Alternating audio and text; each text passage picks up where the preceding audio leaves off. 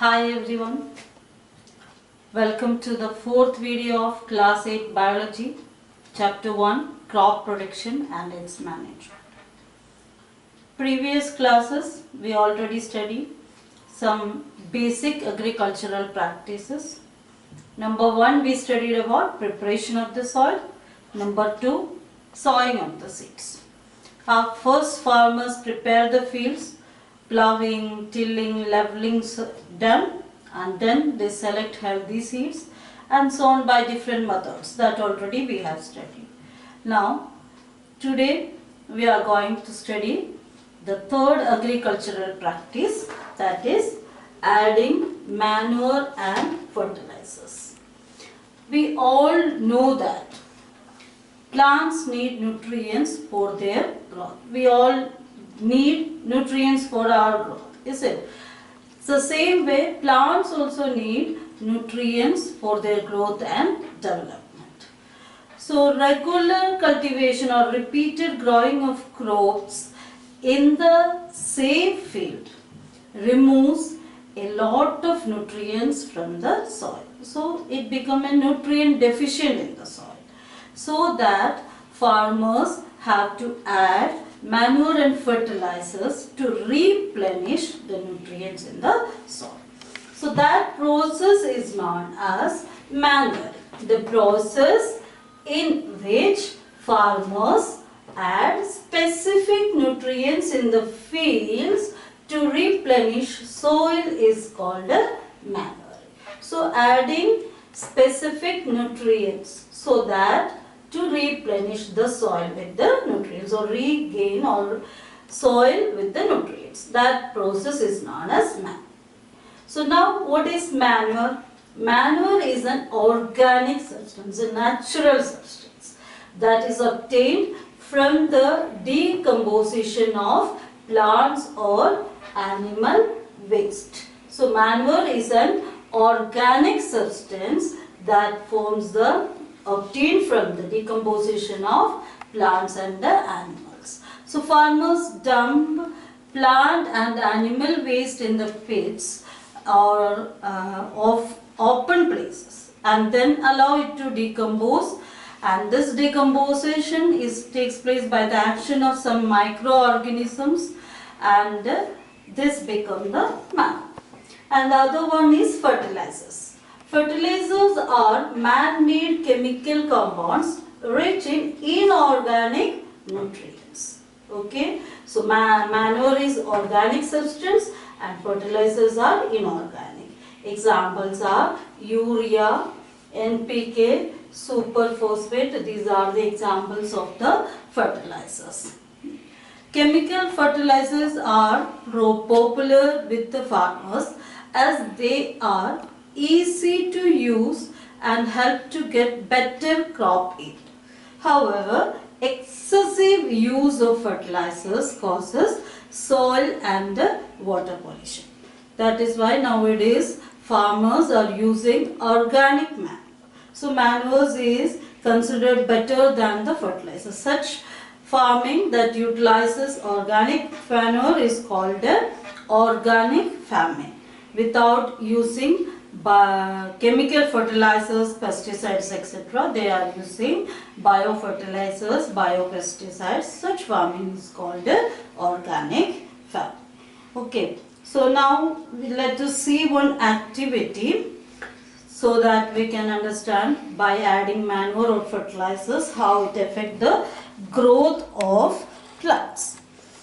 So in this activity you can do at home also. You can take any 3 disposable cups or glasses you can take, and any seeds like moong seeds. You can see the germinated moong seeds you can see, or you can take chana seeds or gram seeds also. Okay, so then take 3 glasses of beakers and mark them as A, B and C.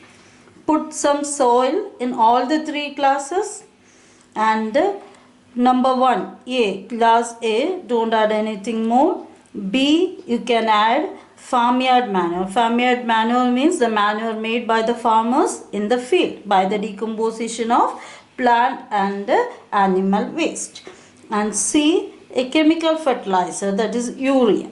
Okay, now put the germinated seeds in all the 3 glasses and cover them with soil. Add some same amount of water in each glasses, and these glasses put them at a place where they can get proper sunlight and water them regularly.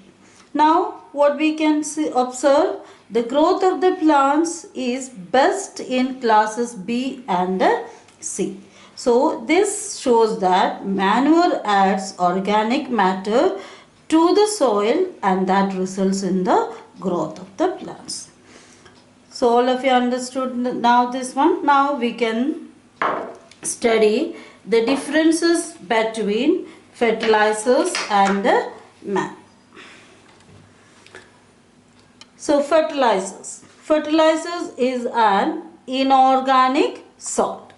At the same time, manure is a natural organic substance. It is obtained by the decomposition of cattle dung, human waste and plant residues. So fertilizer is inorganic and manure is organic. Second difference, fertilizer is prepared in factories. Manure can be prepared in the fields from animals and plant waste. Third one, fertilizer does not provide any humus. Humus, all of you know that it is the organic component of the soil formed by the decomposition of leaves. And manure provides a lot of humus. Okay, then already I told you fertilizers are nutrient specific. They are very rich in plant nutrients like nitrogen, phosphorus and potassium.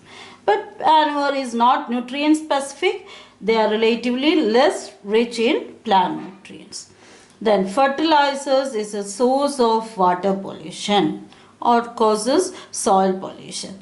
But manure is non-polluting and maintains the ecosystem. These are the differences between fertilizers and manures. So that we can understand that fertilizers have some disadvantages also, even though they are giving better crop yield. So we can study what is the advantages of manure now. The organic manure is considered better than the fertilizers, and due to these reasons, first one is it enhances the water holding capacity of the soil. That means water can retain for a longer time in the soil. Then second one is it makes the soil porous, due to which exchange of gases become easy. The first practice we studied, the preparation of the soil, is that is using to loosen the soil. So this makes the manure makes the soil porous so that water and gases can easily go through it. Then third one is it increases the number of friendly microbes. Already we studied it. What is the use of the friendly microbes? So it helps the increase the number of microorganisms. Fourth one is it improves the texture of the soil. Texture, you know that it is the appearance or the consistency of a surface or a substance. So soil's texture also improves by adding the manure. These are the advantages of manure. All of you understood now? Then other than these, some natural methods are there for replenishing the soil. So first one is field fallowing, leaving the field uncultivated for one or more seasons. This helps in replenishing the lost nutrients naturally. Okay, second method is crop rotation. Crop rotation means different crops are grown alternately. Okay, that means after cultivating wheat, the farmers cultivating legumes. We know that legumes, the leguminous plants, peas, beans, etc. Rhizobium bacteria lives in the root nodules of these bacteria. They have the capacity, or they can absorb or fix the atmospheric nitrogen. So in this way the nutrients can be replenished in the soil. So these are the different methods in which farmers can naturally replenish the soil. So third agricultural practice, all of you understood now, adding manure and the fertilizers. Okay. After adding manure and fertilizers, what we have to do? Next, water should be given to the plants. Everyone knows that all the living things need water. Water is very important for all the living things. Same way, plants also need water for their growth and development, and also for the development of the flowers, fruits, seeds, etc. Okay. But the time and frequency of irrigation varies from crop to crop, soil to soil, season to season. So here, what is irrigation? The supply of water to crops at different levels. That is known as irrigations. So every plant does not need the same amount of water. Different plants, different crops need different amount of water. So this water can be given by the process known as irrigation. And why water is essential, that we have to study. What is the advantage or what is the use of the water for plants? That is, first one is germination without water cannot take place. Germination needs water. So with water only plants can germinate. Second is, nutrients cannot be transported to different parts of the plant without water. Already we studied that nutrients are present in the soil and plants absorb the nutrients from the soil through their roots. So if water is there, then only plants can absorb all the nutrients as moving to the roots through water only. So water is required for the transportation of nutrients. Third one, water protects the crop from frost and hot air currents. These are the advantages or importance of water for plants. Okay. So rain is the major source of irrigation in our country.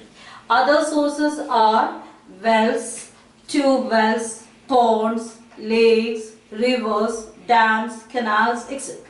So mainly there are two methods are there. Traditional methods of irrigation and modern methods of irrigation. I'll show you some pictures of the traditional methods of the irrigation.